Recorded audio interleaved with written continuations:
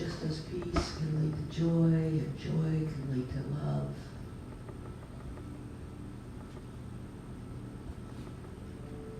Stillness can lead to an understanding of connectedness.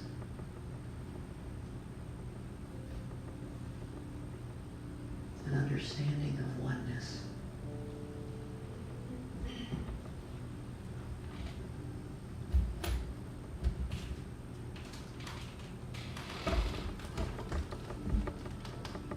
In the still, quiet place of my own inner spirit,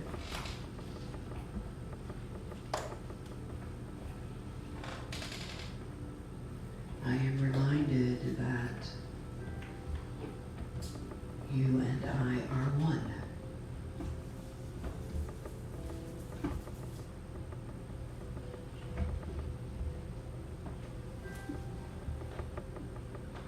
I can feel so clearly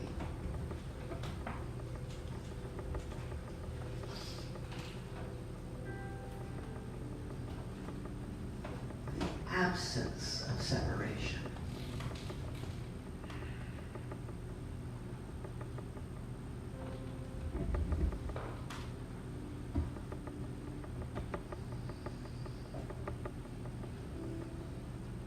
And from this place, this beautiful emptiness,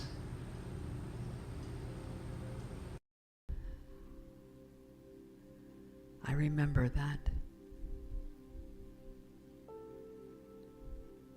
I am never alone.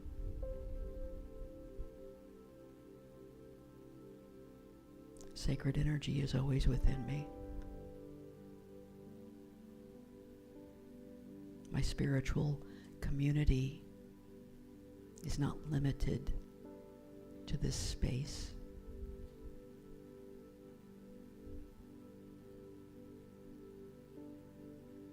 That our oneness is ever present, unlimited.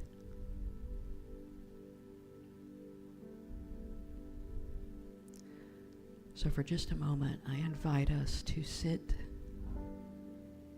in quietness,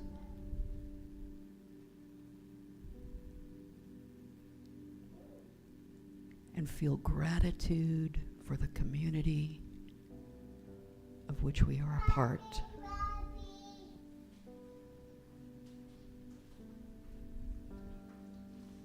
The community of like-minded spirits.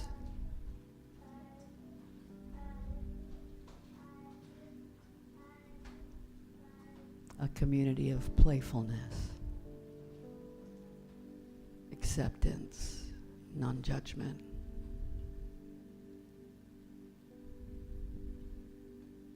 A community where we not only encourage you to stand in your truth, we rely on it.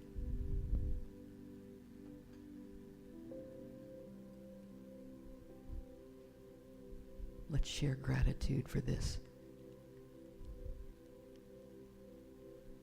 that we have found together in the silence, in the stillness.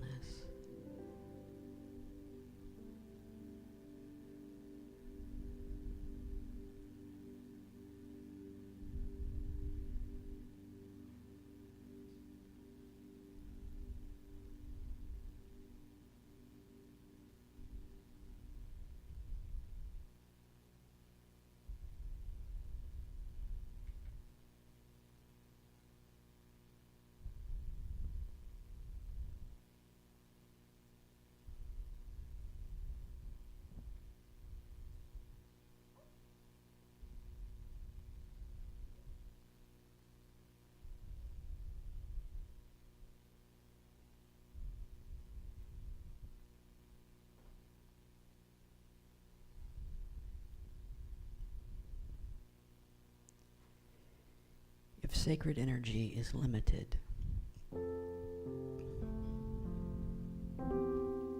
then it can't do much for us.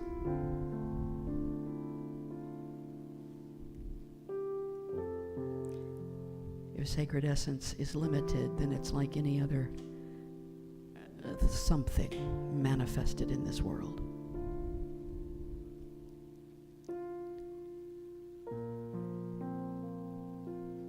But if it is omnipresent and infinite,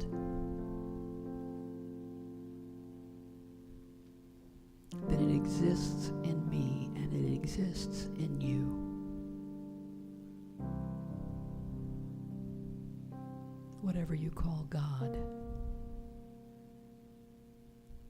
is in you and in me. And so it is.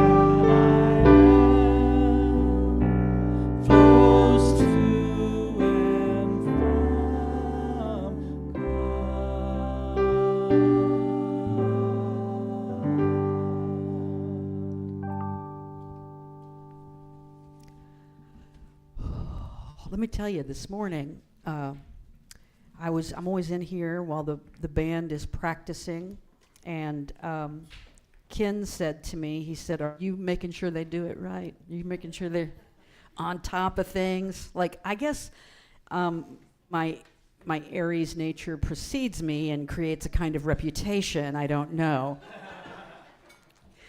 But nonetheless, no, when I get here early, I love to get here early to be prepared and, of course, rearrange the chairs, which is my job every Sunday morning. Whether they're arranged correctly or not, I'm going to rearrange them. And also to have my service before the service. And so thank you to the band for ministering to me every Sunday morning while you are rehearsing. Yes. Helping me to be ready. I have a little short in this, so hopefully it'll be fine. We'll figure it out. If not, whatever, we'll make it work. We've been having a series on the big questions, mystically considered. This is the last week of that series. I don't know what's coming next. I'll let you know when I figure it out. Maybe on Telegram, I'll send a little message and say, I think I figured it out. But something else is coming. Of course, we've got a lot of good stuff coming up with Halloween and Day of the Dead. That service of remembrance, I hope you'll be a part of that. Christina Garza is going to be coming back to us. I've got a little bit of, you know what?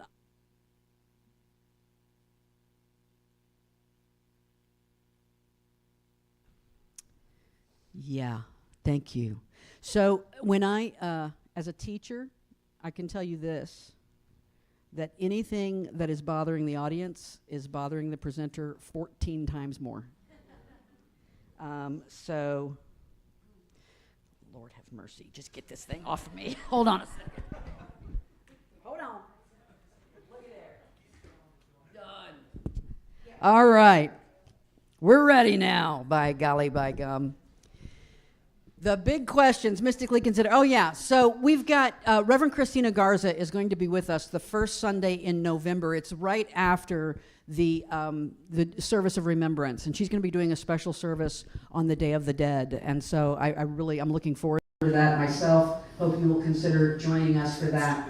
So this is the very last. We've been asking the big questions. We've asked about God, goddess, whatever, who's out there. We've asked about faith. We've asked about belief. What should I believe? What's expected of me? And so I've been trying to figure out how I was going to end this series. What would be the last thing? And so the last question is this. If this is on. I got gremlins in the tech today. I don't know what's going on. I don't know. Nothing is can we, playing nice today. Okay, that's fine. Can you just move me forward, please? Because I think this is out of battery. Oh, wait, There we go. Okay, I had it on something else. Thank you so much. We really know what we're doing. This is the disorganized. We've done this before. The last of the series, the big question is, do I have to go to church? That was the number one question of my early childhood. My father was a Nazarene minister. Church was our second home. And I remember waking up every Sunday morning with this feeling in me, even if I didn't verbalize it, do I have to go to church? And of course, fortunately, I learned that I did not. The short answer to this is no, right? I learned at a Nazarene college that I didn't have to go to church, right? At a church-affiliated school, I learned. It was such a beautiful thing to realize that there were a little shoebox full of people in the dorm who slept in on Sunday morning. And I was very anxious to join them. And so I coveted their sleeping in time. We used to joke and say that we went to Bedside Baptist on Sunday morning, right? And so that whole idea of, do I have to go? Do I have to show up? Do I have to go? I'm sure that there are mothers who hear, do I have to go to temple this morning? Do I have to go to mosque? Do I have to go to the shul, the mandir, the gurdwara, the pagoda, the stupa, the meeting house, the kingdom hall, right? Do I have to go? And the answer, of course, is no, you don't have to go. And for a long time, I didn't. I spent probably the bulk of my 20s and halfway into my 30s feeling the joy of owning my Sunday mornings, right? Feeling that beautiful joy. And then one day, someone invited me to a Unity church. Now, along the way, of course, I also discovered that I was gay, and the church that I was raised in, I didn't even have to test the waters. I knew I was not welcome there, right? I didn't even have to ask. Didn't need something to come up. And so I thought, that's not for me. Spiritual community is not a place that I get to have. And then someone invited me to a Unity church. I'll always hold Unity deep in my heart for this. And when I went back and I sat through a Unity service and I felt none of the judgment, I felt acceptance, I felt honored, I felt appreciated, I felt celebrated, I felt loved. I sat there and cried through the whole first service. And that was the message that so many people, how many times did you hear that through the 90s? Through the early 2000s, people coming in and just crying through the whole first service because they thought maybe that's something I don't get to have. But spiritual community is important. Is it important that you go to church every Sunday morning? No, it doesn't matter. It makes no difference whatsoever.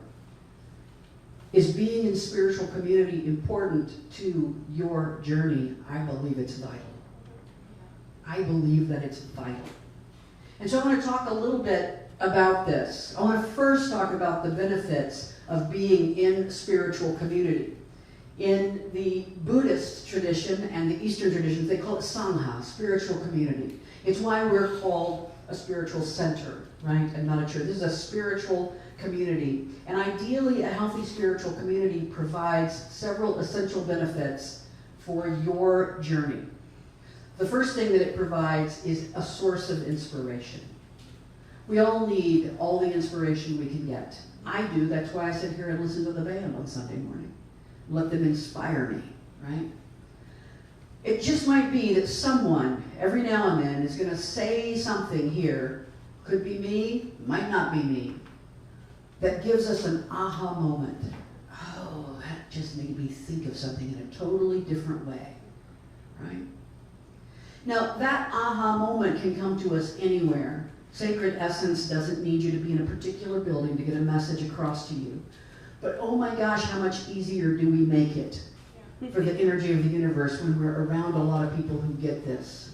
They're spiritually weird in our way of being spiritually weird. Because all spirituality is weird. In a world that emphasizes separation. All Baptists are weird. Right? Catholics are weird. Nazarenes are weird. Muslims are weird. Mormons are weird.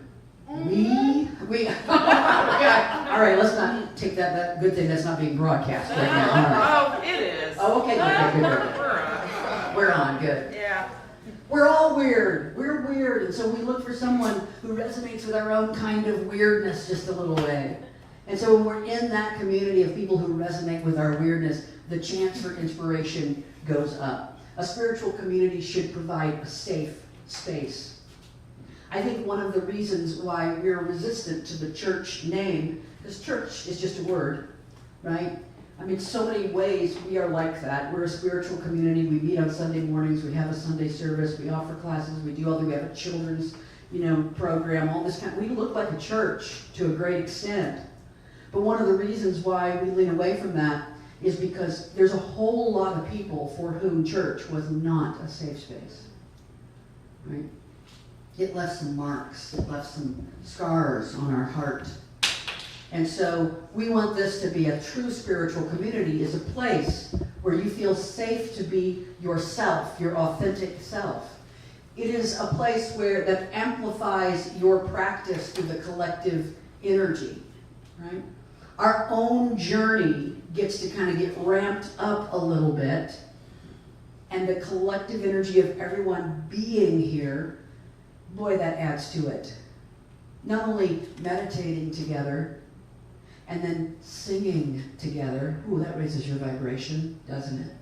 Listening, being in community together, just being. If we came here and decided to become Quakers and just sit in silence until somebody thought of something, right? It would still benefit us to just come and be, to just be together. It reminds us to be accountable to our path. When you look at a lot of other writings out there, that what are the benefits of spiritual community, the wording that is often used is, it'll hold you accountable.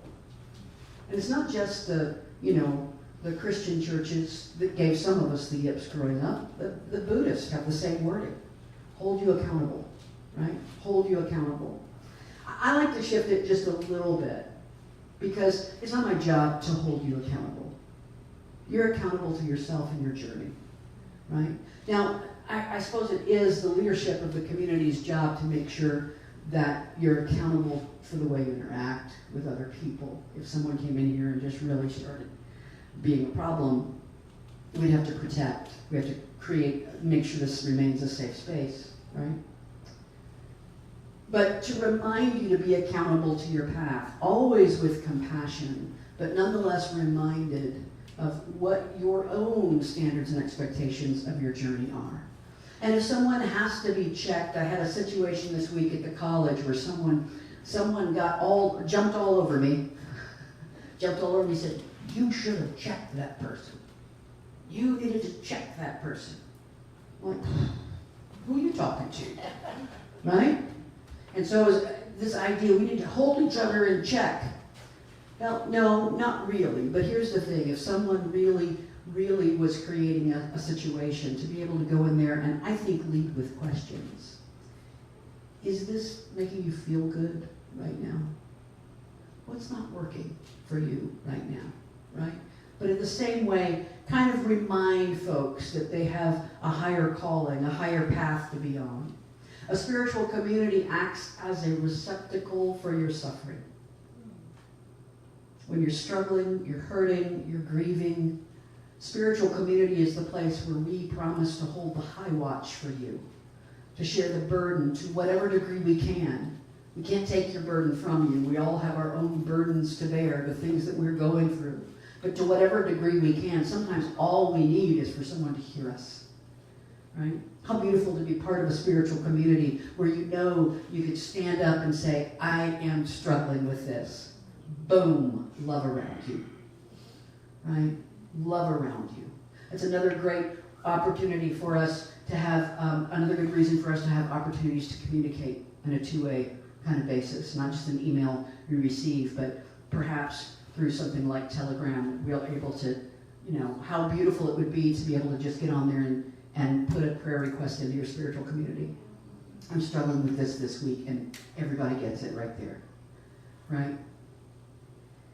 And then, of course, my favorite, a friend for the journey, right?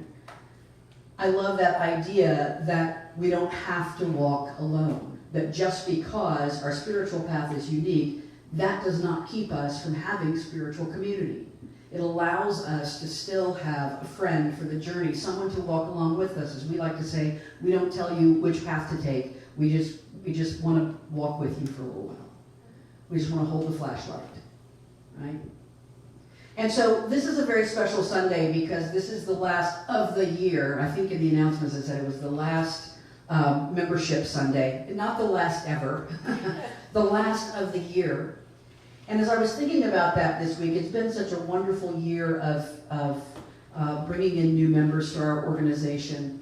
And I thought, and we have this membership agreement that's one page now. This is what people read through and sign to become a member of this organization. And so for many folks who were members before this started, you don't even know what this says. So I thought I'd tell you. Right? I thought I'd tell you what it means, what we believe it means to be a member of this spiritual community. So it includes the statements from our cards like this we believe statements and who we are. If you don't have one of these, or I spoke about this not long ago, so I'm not going to revisit all those, but they're on the back table back there. Please pick one up and take it with you so that you know exactly what we stand for. And then, that's at the top. And then there's a series of I understand statements. I understand that. I understand that. And at the bottom there's a place for you to sign it. And Ryan, the board president, will sign it, and that's it. You're in. Yay! Ricky's in the club. Yay! What? Y'all remember that Far Side commercial, that Far Side cartoon where the guy's like playing frog, the little dog's running through the traffic, gets through all the traffic and gets over to the other side, and all the other dogs go, yay! Ricky's in the club. So, we won't make you run through traffic, I promise. I mean, it's a thought, but no, we won't make you do that. So I want to run down some of those for you. The first one says this: I understand that this spiritual community has no litmus test of belief for membership, but membership implies a commitment to my own unique spiritual path and respect for the paths of others, even if they differ from my own. Right? Hence our name, Many Paths Spiritual Center. The paradox in this is that in order to commit to there being no set beliefs, we ask that you sign that you believe there are no set beliefs. We don't know how to get around that, okay? It's just there, it just is. So everybody is on their own path, and we recognize that, we honor it, we not only allow it, we make space for it, we welcome it. We want to learn from each other's path. Every one of us has something to teach each other, right? Rumi says, there are as many paths to God as there are souls on this earth. right? I heard another philosopher years ago, I don't remember who it was, who said something back when there were only 7 billion people instead of 8 billion people on the planet. He said there are 7 billion religions, one for every person, one for every soul, right? And we honor that. We recognize that everyone's journey is sacred and unique. And when we apply any specific or restrictive belief statements, we limit what is limitless. We try to draw a circle around, we try to put a fence around what is infinite. You can't put a fence around the infinite. As many paths to God as there are souls. The second statement says this: membership implies a commitment to support this organization energetically and financially. You know, that's what makes us church. You knew we'd talk about money eventually. We so rarely talk about money around here, and there's a purpose for that. That's not our point, right? We need money to get by. That is a very fundamental, pragmatic part of any organization. And yet at the same time, we don't emphasize that a lot. How many of you grew up in a church where you were taught to tithe? You heard about tithing, yeah. And so tithing is this idea, and I almost did a whole separate, what about tithing? That was one of the big questions, and I decided I only had like 2 things to say about it, and I didn't want to give a whole Sunday to it, right? First off, tithing is 2 things I know about tithing. Number one, it's very rarely mentioned in the Bible. And it's usually it's an Old Testament idea, right? It's an Old Testament idea that arose out of times of famine, and the way that human society continued to function is that if you grew a whole acre of wheat, you took 10% of your yield and you gave it to the storehouse so that everybody could be taken care of. So, but this other thing is that there's a very good reason why, even though it's a very obscure concept in the Bible, so many of us have heard about it. Because, yeah, it got emphasized. Because the church, whoever that is, saw that they needed money to operate. And so they said, well, let's take this idea. We've got the slightest bit of a little biblical basis for it. Let's take it over here and let's make it our thing. You're going to tithe 10% of everything you make. I was taught that from the time I was little, 10% of everything you make. We don't teach tithing around here, right? That's not what we teach. We do teach something similar to what's found in Luke 6:38. Give, and it will be given to you, a good measure, pressed down, shaken together, and running over, will be poured into your lap. For with the measure you use, it will be measured to you. Right? And so that idea I'm fine with. The giving of your heart, the most wealthy people I've ever known are the people who give all the time. Just give. Looking for ways to give. Right? 10%, chump change. 80%, I give 80%. I don't, I couldn't exist. But nonetheless, I give as much as I can, right? And I also know that when I am more giving of an open heart, giving from free will, that comes flowing back to me. It's like being in this constant exchange. And so when I give, I want to be consciously aware. I want to be intentional with it. I remember years ago I was an independent contractor, and so I had to pay the IRS every year at tax time. And every single time I would write that check, in the middle of the line I would write, thank you. Right? Thank you. Thank you for the roads that I drive on. Thank you that fire department is ready if I need them. Thank you. Thank you for the security. Thank you for all the things that are provided. And I'm happy to pay my part. I'm happy to pay my part.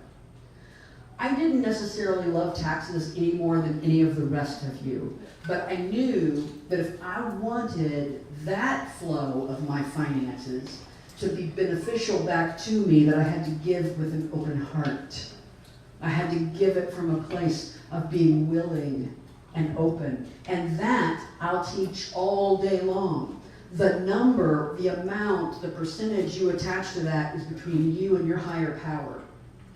We pay no attention to what people give around here except for the fact that Charlotte will keep track for tax purposes.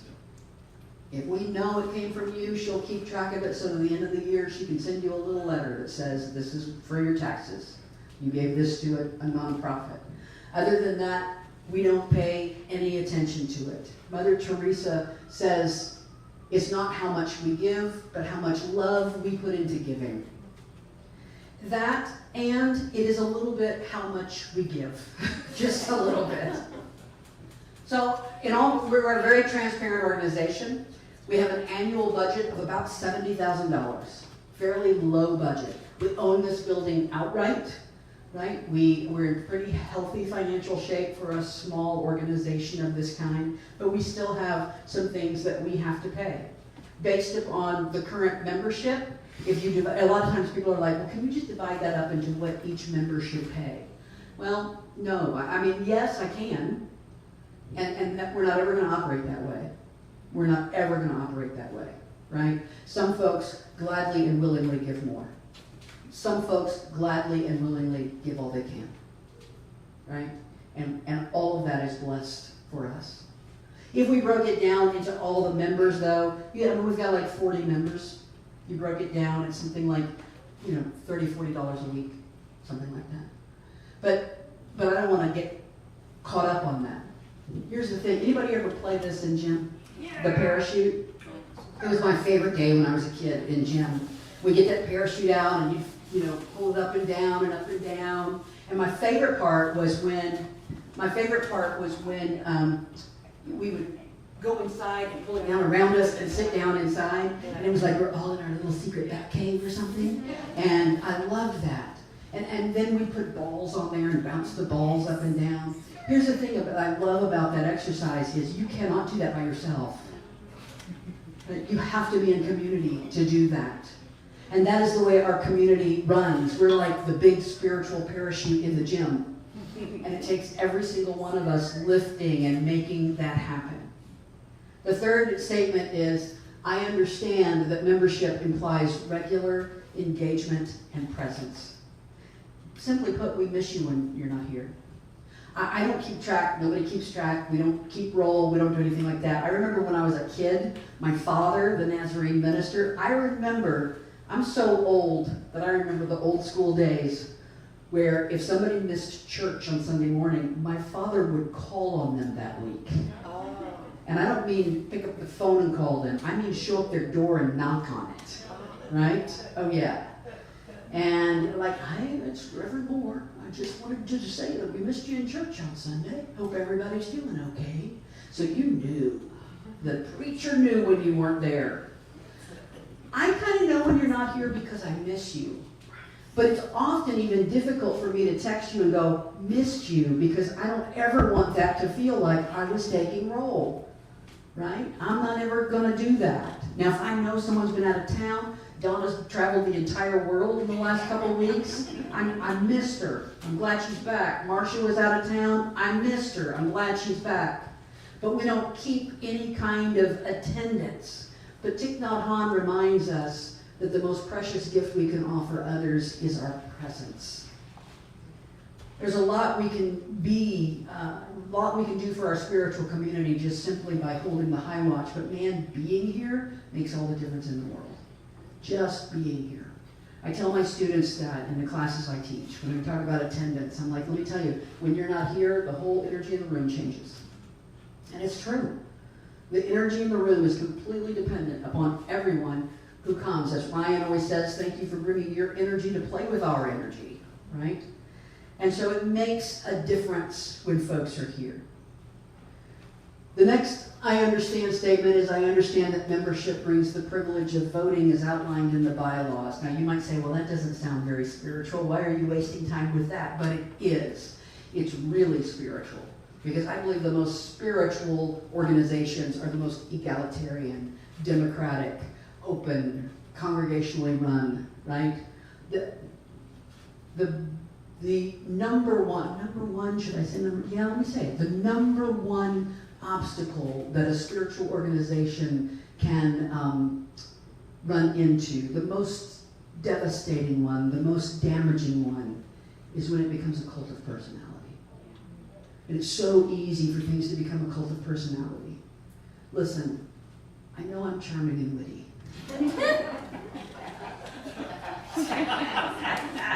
Thank you so much. This is not about me. This is not about me. It's not about Ryan. It's about us.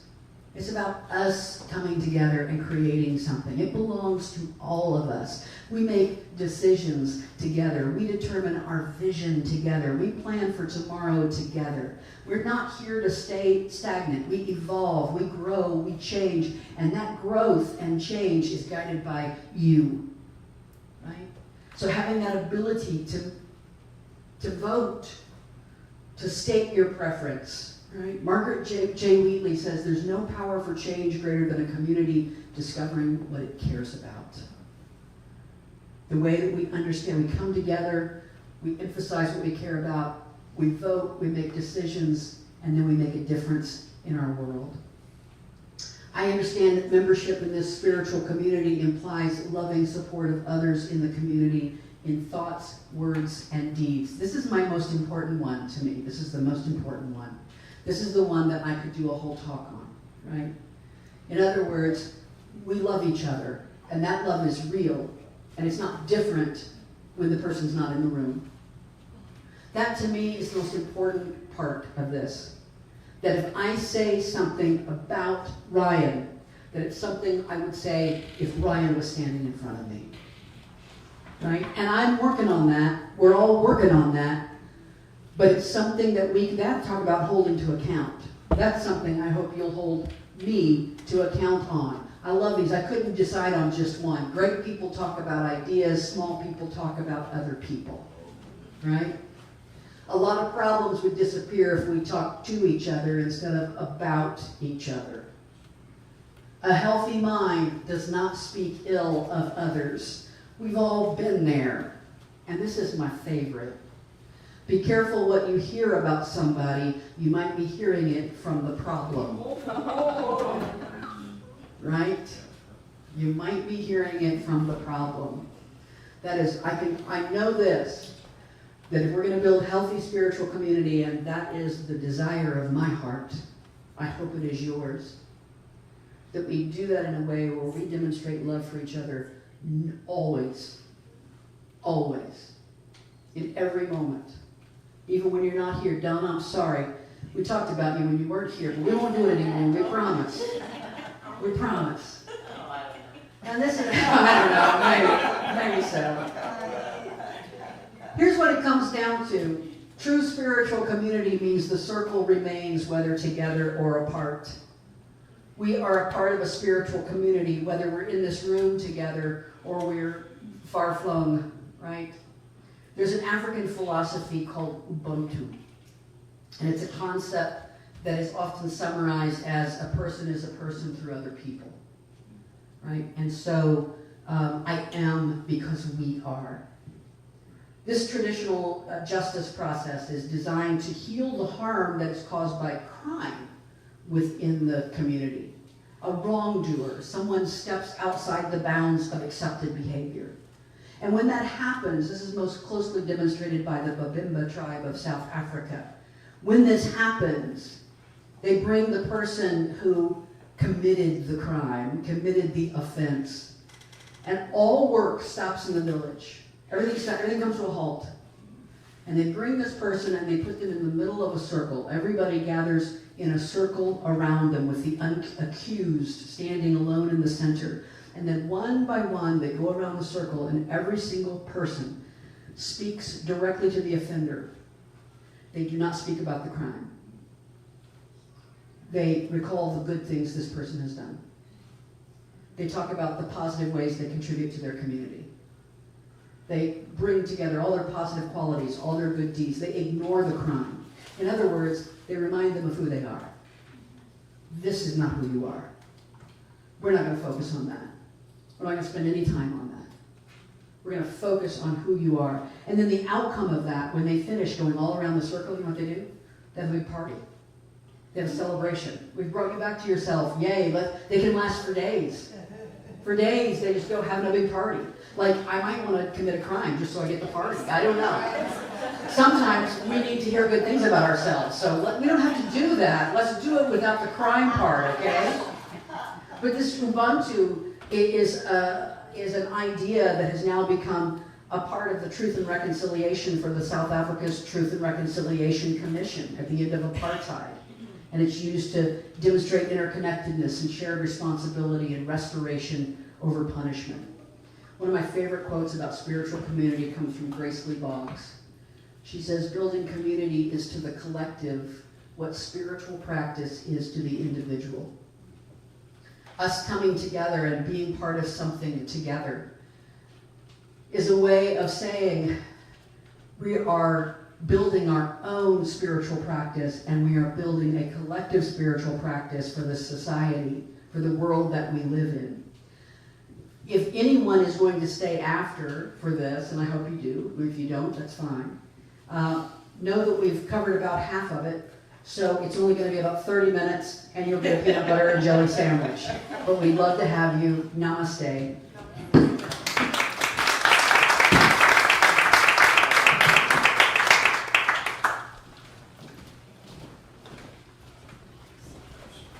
That was quite a teaser.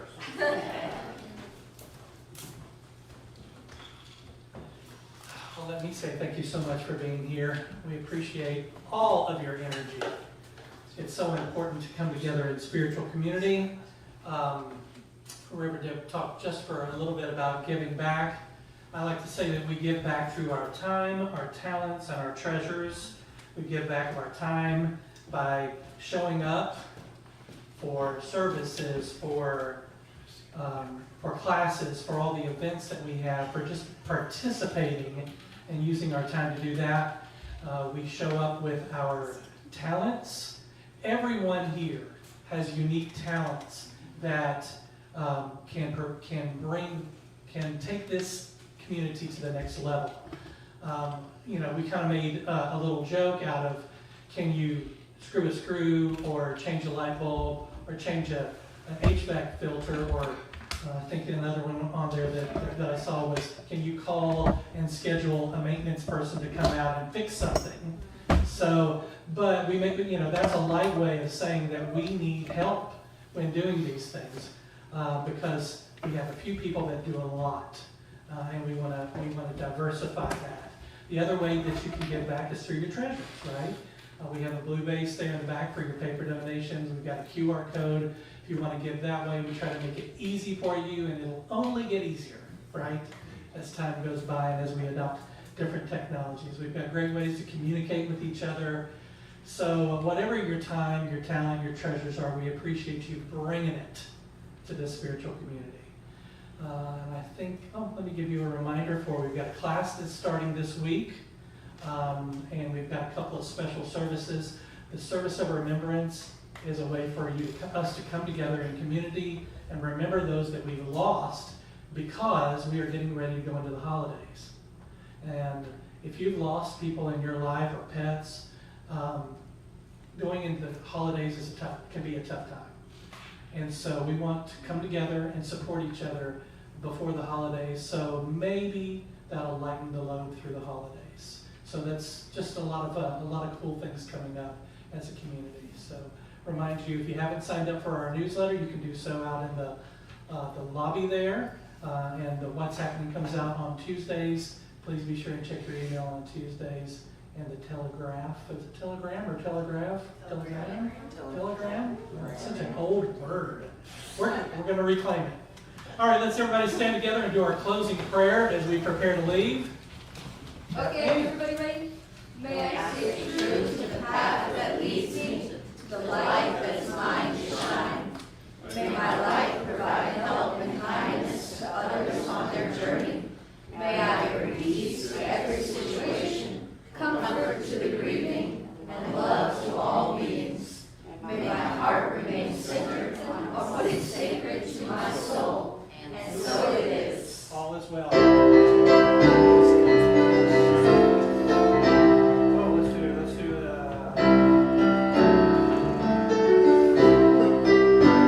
Here we go.